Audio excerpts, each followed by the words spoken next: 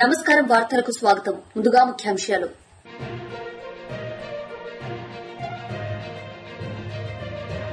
ఢిల్లీలో రైజినా డైలాగ్ 2026 సదస్సులో పాల్గొన్న ముఖ్యమంత్రి శ్రీ నారా చంద్రబాబు నాయుడు.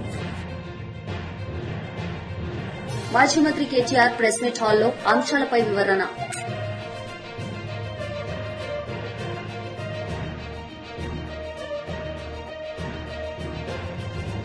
ఢిల్లీలో రైజినా డైలాగ్ 2026 సదస్సులో పాల్గొన్న ముఖ్యమంత్రి శ్రీ నారా చంద్రబాబు నాయుడు. ఈ సందర్భంగా ఆయన మాట్లాడారు. That is the biggest contribution from Indian community, especially on technology side. We also have seen in recent years that state governments are also now investing heavily into rethinking the education and skilling and knowledge spaces that we need to create. And since you're building a whole new city, maybe my question would be that, are you investing for education for the future?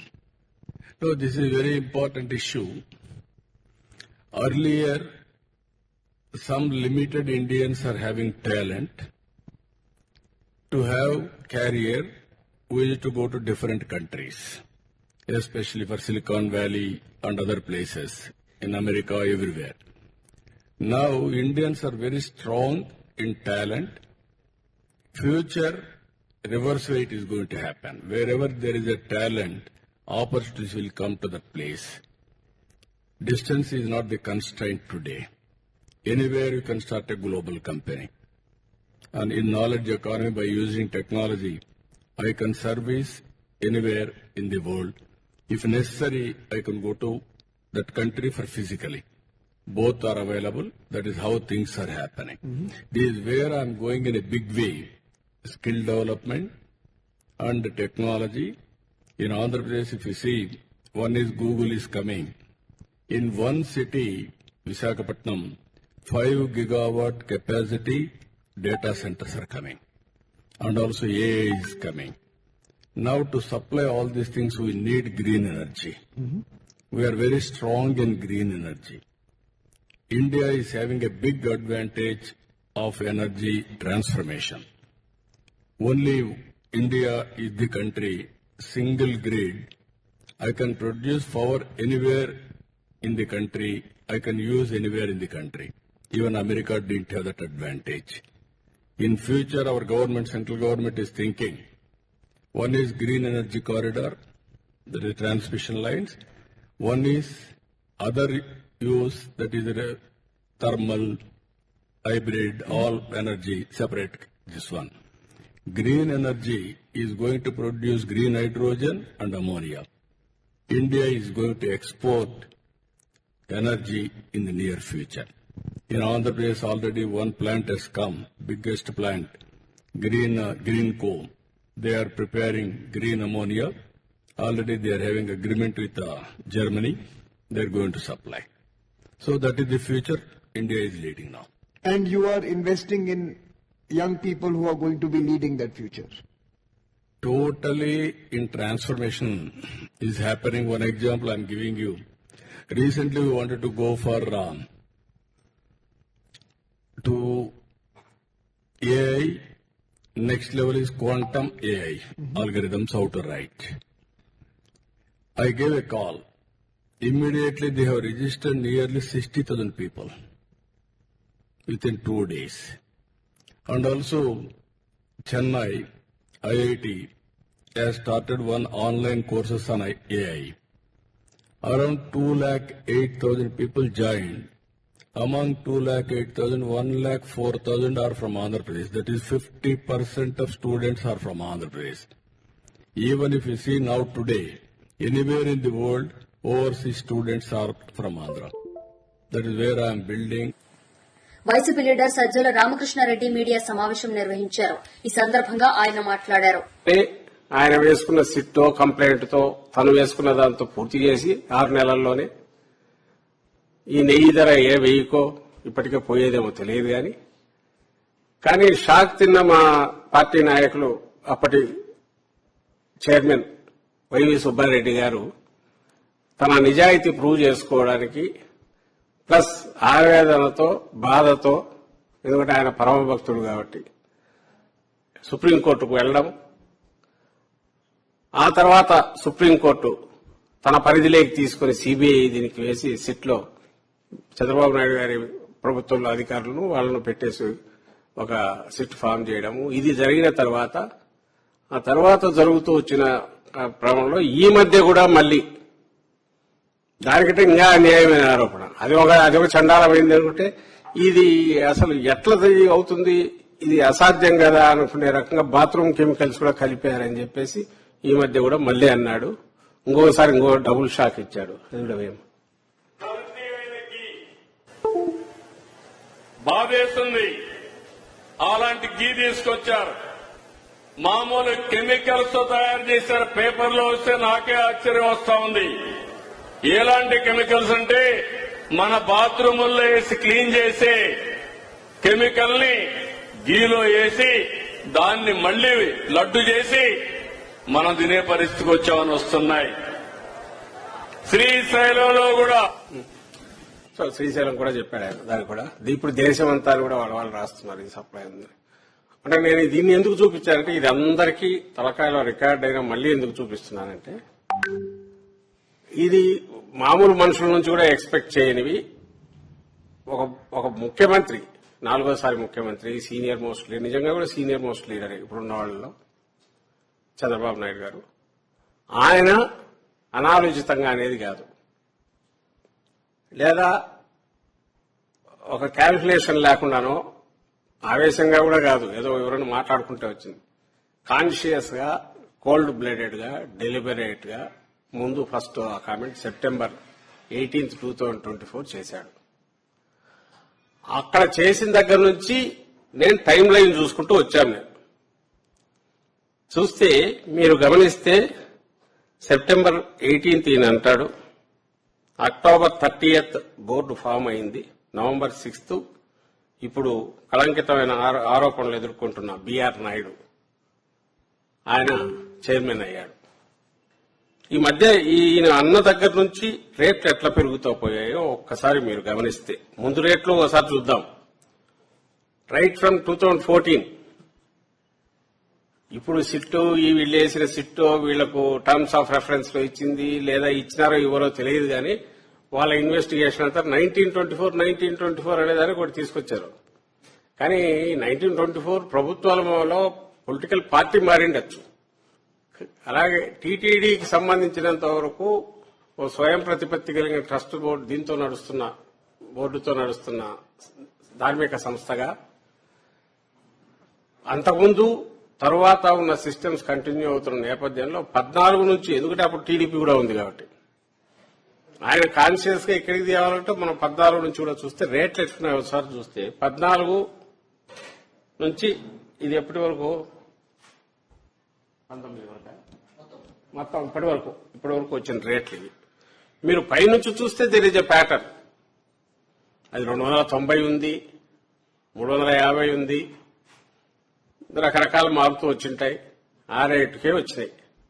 అది వాళ్ళ హయాంలో అయినా, వైఎస్ఆర్సీపీ హయాంలో అయినా, TDP హయాంలో అయినా, వైఎస్ఆర్సీపీ హయాంలో అయినా, చంద్రబాబు నాయుడు గారి హయాంలో అయినా, జగన్మోహన్ రెడ్డి గారి హయాంలో అయినా అవే ఉన్నాయి. మీరు గమనిస్తే వీటన్నిటిలో ఎక్కడ చేంజ్ వచ్చిందంటే నెక్స్ట్ ఈయన స్టేట్మెంట్ ఇచ్చిన దగ్గర నుంచి ఈ గవర్నమెంట్ వచ్చాక ఫస్ట్ది మీరు చూస్తే అది మన నెక్స్ట్ దాంట్లో వస్తుంది. వీళ్ళ దగ్గర నుంచి వచ్చినాక సెప్టెంబర్తో మొదలు పెడితే 25 అక్టోబర్ వచ్చేసరికి 104% రేట్ పెరిగింది. 35%, 41%, 475, తర్వాత 495, నేరుగా 513, 600, 716. సరే తర్వాత మళ్ళీ కొంచెం ఇదవుతూ వచ్చిన ట్రెండ్ కనపడుతుంది. ఇది ఒక ప్యాటర్న్. తర్వాత మీరు నెక్స్ట్ మేము దిగిపోయే సేపు మా ప్రభుత్వం పూర్తయినప్పటికీ 351 రూపాయలతో కేజీ తీసుకుంటుంటే ఇంకా అక్కడి నుంచి మీరు గమనిస్తే ఇదే కదా దీంట్లో మీకు ట్రెండ్స్ కనిపిస్తాయి. ఇక్కడ 475తో మొదలు పెడతారు, మళ్ళీ 495 అదే కేఎంఎఫ్, మళ్ళీ అంటే నా దగ్గర మొత్తం ఉన్న 513 అదే కేఎంఎఫ్, 31 జనవరి వచ్చేసరికి తర్వాత అడిషనల్ క్వాంటిటీ పాత రేటుతో ఆల్ఫా కేఎంఎఫ్ 475, జనవరి 25 545, మే 25 600, అక్టోబర్ 25 సంఘం ఎంట్రీ 599, వాళ్ళకే అడిషనల్ 599, అక్టోబర్ 25 716.92 వీళ్ళు Karnataka Milk Federation, December 25 649 Mother Dairy, December 25 Indapur 10 లక్షల కేజీలు 658. మాజీ మంత్రి కేటీఆర్ మీడియా సమావేశం నిర్వహించారు. ఈ సందర్భంగా ఆయన మాట్లాడారు. దానికి కారణం మా చెల్లెలు శ్రీమతి బొబ్బా నవతారెడ్డి గారు, మాజీ కార్పొరేటర్ గారు, అట్లాగే వేదిక పైన ఉన్న సోదరి సింధు గారు, అట్లాగే సాయిబాబా గారు, రంగన్న గారు, మమత గారు, రోజా గారు, ఇంకా ఆదర్శ్ గారు, రవి యాదవ్ గారు, మా నరేందర్ గారు, పాండురంగారెడ్డి గారు, అంజన్న గారు, పేరు పేరున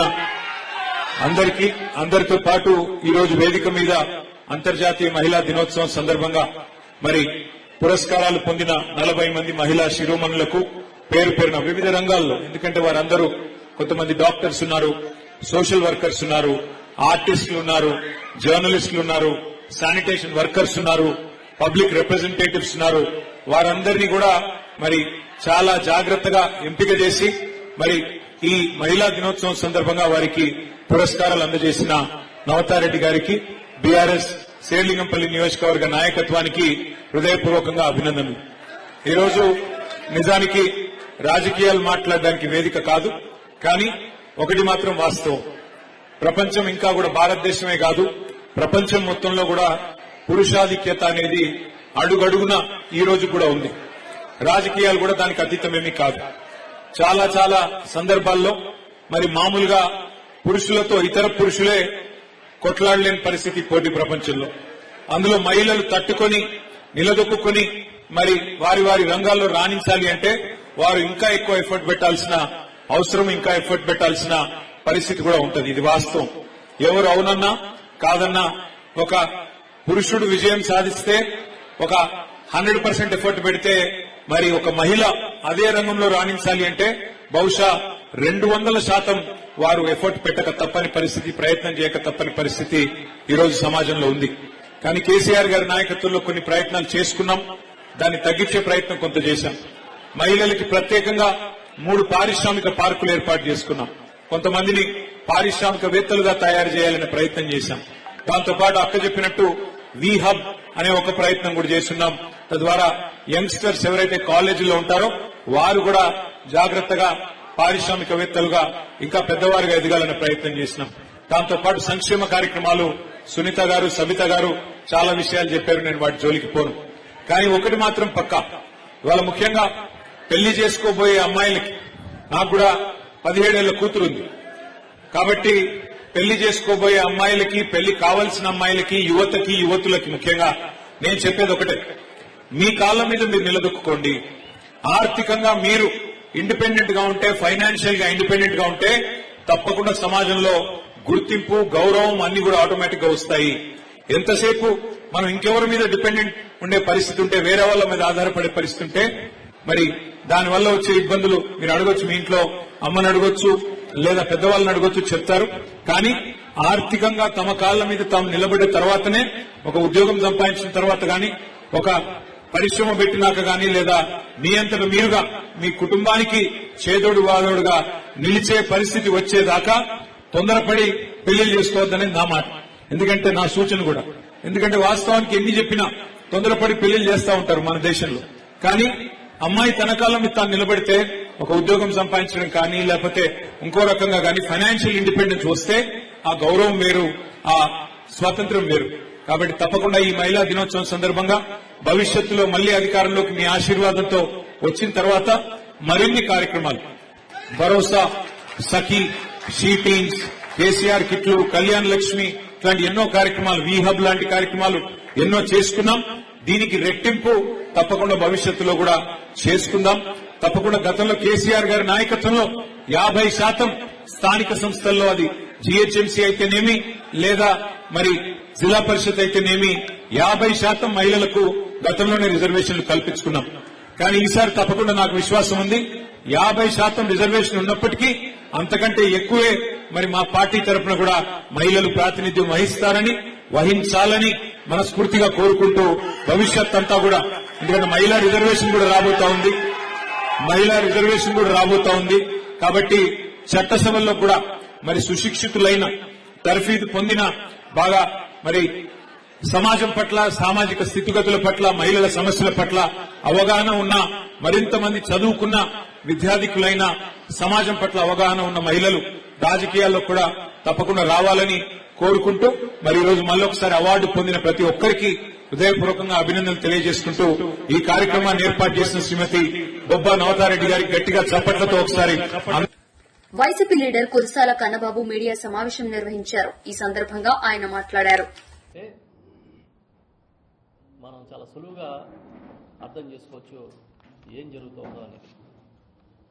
సంపద సృష్టిస్తాను, నాకన్నా సీనియర్ లేడు, నేను పెద్ద సంపద సృష్టికర్తనని ప్రచారం చేసుకుని ఇవాళ వరకు ఆయన ఏం చేశాడు అని అంటే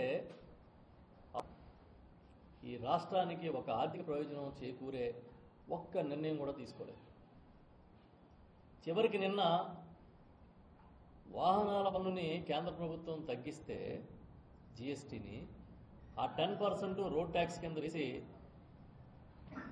అది కూడా రికవరీ ప్రజల నుంచి అది కూడా తీసుకోవడానికి ఒక బిల్లుని ప్రవేశపెట్టారు. అంటే ఈ విధంగా ప్రజల్ని ఎక్కడా కూడా క్షమించి అయ్యో వీళ్ళ భారంగా ఉంది, వీళ్ళకి బాధలో ఉన్నారనే ఆలోచన వీళ్ళకి ఎక్కడ కనిపించదు. ఇంచుమించుగా ఎఫ్ఆర్ఎంబిని ఫస్ట్ టైం ఎఫ్ఆర్ఎంబి నిబంధనల్ని, అంటే ఎఫ్ఆర్ఎంబి నిబంధనలు ఒక చట్టం, అది చట్టాన్ని ఉల్లంఘిస్తూ ఆయన ఇవాళ ఏ స్థితికి తీసుకొచ్చాడంటే ఎఫ్ఆర్ఎంబి అతిక్రమణ అనేది చాలా సహజమైన ప్రక్రియ కింద మార్చేశాడు. చంద్రబాబు చేసిన ఈ రకమైన కార్యక్రమాల వల్ల పరిమితికి మించి అప్పులు చేయడం ద్వారా రాష్ట్రం అధోగతి పాలు కాబోతోంది అనే విషయాన్ని కాగే చెప్పింది. ఇంతకుముందు 2014-19 మధ్య కూడా ఎఫ్ఆర్ఎంబి కన్నా ఎఫ్ఆర్బిఎం పరిమితి నుంచి 16 నుంచి 17 వేల కోట్లు అప్పు చేస్తే ఇప్పుడు కూడా 2024-25 సంవత్సరంలో ప్రభుత్వ రెవెన్యూ లోటు ఎఫ్ఆర్బిఎం ప్రకారం 2.7% ఉండాలి, కానీ అది 3.75%కి చేర్చారు. ఇంచుమించుగా ఇప్పుడు అప్పులు 3,18,000 కోట్లకి, ఆయన వచ్చిన ఈ 20 నెలల కాలంలో 3,18,000 కోట్ల అప్పులు చేసి ఇది ఒక పెద్ద ఘనతగా ఆయన చెప్తూ ఉన్నాడు. ఈరోజు కూడా అప్పు చేయని రోజే మీకు కనబడదు. మీకు గుర్తుంటే చంద్రబాబు నాయుడు గారు 19లో అధికారాన్ని విడిచిపెట్టే నాటికి, జగన్మోహన్ రెడ్డి గారు ముఖ్యమంత్రిగా బాధ్యతలు తీసుకునే నాటికి 100 కోట్లతో ఖజానా అప్పు చెబితే ఇంచుమించుగా 7,500 కోట్ల రూపాయల నిధులతో జగన్మోహన్ రెడ్డి గారు ఆయన ముఖ్యమంత్రిగా దిగిపోయే నాటికి చంద్రబాబు నాయుడు గారికి అప్పచెప్పారు. అంటే ఏది ఒక శక్తికి, సామర్థ్యానికి, ఆర్థిక నిర్వహణకి కొలమానం అనడానికి ఇది ఒక ఉదాహరణగా ఈ సందర్భంగా నేను చెప్తూ ఉన్నాను. చాలా దురదృష్టం ఏంటంటే జనం బాధల్లో మునిగిపోయి ఉంటే ఆటల్లో, పాటల్లో, డ్యాన్సుల్లో, కేరింతలతో శాసనసభ్యులు, శాసన మండలి సభ్యులు ఎంజాయ్ చేస్తూ ఉన్నారు. ఒక పక్క రాష్ట్రంలో కల్తీ పాలు, రాజమండ్రిలో కల్తీ పాలు సంఘటన జరిగి 7 చనిపోయారు, ఇంకా 10-15 మంది ఆసుపత్రుల్లో చికిత్స పొందుతున్నారు, సీరియస్గా ఉంది. వేట్లపాలెంలో ఇంచుమించుగా 26 మంది బాణాసంచ పేలుడు సంఘటనలో చనిపోయారు, మిగతా 4 ప్రాణాలతో కొట్టుమిట్టాడుతున్నారు, ప్రాణాలను కాపాడుకోవడానికి. శ్రీకాకుళంలో నీరు కది జరిగి 6 ప్రాణాలు వదిలేశారు. ఈ రాష్ట్రంలో ఏం జరుగుతుందో అర్థం కాని పరిస్థితిలో కనీసం ప్రజా సంక్షేమం కాదు, ప్రజాక్షేమం కాదు, ప్రజలకి కనీస అవసరాల మీద కూడా దృష్టి పెట్టిన ప్రభుత్వం. ఇవాళ అసెంబ్లీ అంటే ఏంటి? ప్రజలకి జవాబుదారీతనంగా చర్చించాలి. ఆ చర్చించడం మానేసి ఎమ్మెల్యేలు డ్యాన్సులు, ఏకపాత్రాభినయాలు, పాటలు, ఇంకా వాట్ నాట్. చివరికి పేదలకు ఇచ్చే పెన్షన్ మీద కూడా స్కిట్లు వేస్తున్నారు. అసలు ఒక్కొక్కళ్ళు ఇంత పెద్ద పెద్ద నటులు దాగి ఉన్నారని మనకు తెలియదు. ఇంచుమించు 70-80 ఏళ్ళ వయసున్న పెద్దలు కూడా ఇంత పెద్ద నటులా అనేది ఆశ్చర్యపోయాం నిన్న చూసి. న్యాచురల్గా నటులందరూ ఆ పార్టీలో ఉన్నారు, అది వేరే విషయం. టీడీపీ లీడర్ మీడియా సమావేశం నిర్వహించారు. ఈ సందర్భంగా పలు అంశాలపై ఆయన మాట్లాడారు. తయారు చేసిన వెన్నతో తయారు చేసిన వాళ్ళు చెప్పింది ఏంటంటే ఏదప్పుడు ఫ్యాక్టర్ ఈక్వేషన్ ఒకటి వస్తే కలిసి తక్కువ శాతం ఉంటే ఐడెంటిఫై కాదు అని చెప్పారు. 5 వస్తే ఏంటి ఎన్డీఆర్ఐ రిపోర్ట్ చూసినప్పుడు చివరికి మేము ఇంతవరకు దీనికి సంబంధించిన టెస్ట్ మేము ఉంది అని చేయలేదు నిర్ధారించిన మొట్టమొదటిసారి మా ల్యాబ్ పంపించారు. అదే దాన్ని మేము మా ఇన్ హౌస్ గా మేము డెవలప్ చేసిన ప్రక్రియ మేము టెస్ట్ చేసామని ఎన్డీఆర్ఐ రిపోర్ట్ ఉందో ఎక్కడ కూడా వీటి మీద నెయ్యి కల్తీ జరగలేదని దాని ద్వారా మేము చేసామనే మాట ఎన్డీఆర్ఐ రిపోర్ట్ లేదని కానీ ఇవ్వాల. కానీ ఈ కల్తీ నెయ్యిలో ఏదైతే ఫ్యాక్టర్ ఇన్వాల్వ్ అయిందంతా కూడా ఎన్డీఆర్ఐ లో పనిచేసే ఐడెంటిఫై కాదు అని చెప్పారు. ఎన్డీఆర్ఐ రిపోర్ట్ చూసినా కూడా సీనియర్ మేము ఇంతవరకు దీనికి సంబంధించిన కమర్షియల్ గా మేము ఎప్పుడు చేయలేదు స్పష్టంగా పేర్కొంటే మొట్టమొదటిసారి వాళ్ళ ల్యాబ్కు పంపించారు. ఏ ప్రభుత్వాన్ని మేము మా ఇన్ హౌస్ నిర్ధారించిన చర్యలతో రాష్ట్ర ప్రభుత్వం చేశామని చేస్తే వాళ్ళకి మాకు పూర్తిగా వీటి మీద సమర్థత 2020లో చైర్మన్ గా వచ్చి దాని ద్వారా మేము చేసాం. 2024 ఈ ప్రభుత్వం ఆయన తర్వాత వచ్చిన భూమన కన్నా కల్తీ నెయ్యిలో ఇన్వాల్వ్ అయింది ఎవరు? 60 లక్షలు ఇన్వాల్వ్ అయిందంతా కూడా ఎన్డీఆర్ఐ లో పనిచేసే సీనియర్ కల్తీ జరిగింది. 234 కోట్ల రూపాయల కుంభకోణం జరిగింది. దానిలో 12.5 కోట్ల రూపాయలు విజయవాడలో స్పష్టంగా పేర్కొంది. దానిలో 7.5 కోట్ల రూపాయల హవాలా ద్వారా ఏ ప్రభుత్వం అయితే స్పష్టంగా జరిగిందని నిర్ధారించి చర్యలకు ఉపక్రమించి రాష్ట్ర ప్రభుత్వం సిగ్గులేస్తే గొప్పాళ్ళంటే 2022లో ఆనాడు టీఆర్ఐ లో చైర్మన్ గా వచ్చి 2024 ఈ ప్రభుత్వం దాని వచ్చిన భూములు కట్టిన హయాంలో కూడా ఆనాడున్న మీ 60 లక్షల అలాగే కొంతమంది కేజీల అనానమస్ లెటర్ కలిస్తే జరిగింది. దాన్ని 234 కోట్ల రూపాయలు. వార్తలు ముగించే ముందు ముఖ్యాంశాలు మరోసారి.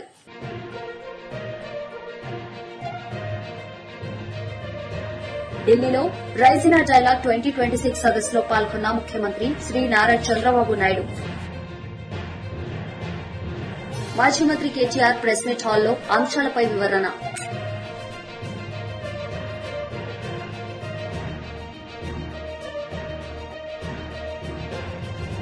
ఈ వార్తలు ఇంతటితో సమాప్తం. తిరిగి ప్రసారమయ్యే వార్తల్లో మళ్లీ కలుద్దాం. అంతవరకు సెలవు. నమస్తే.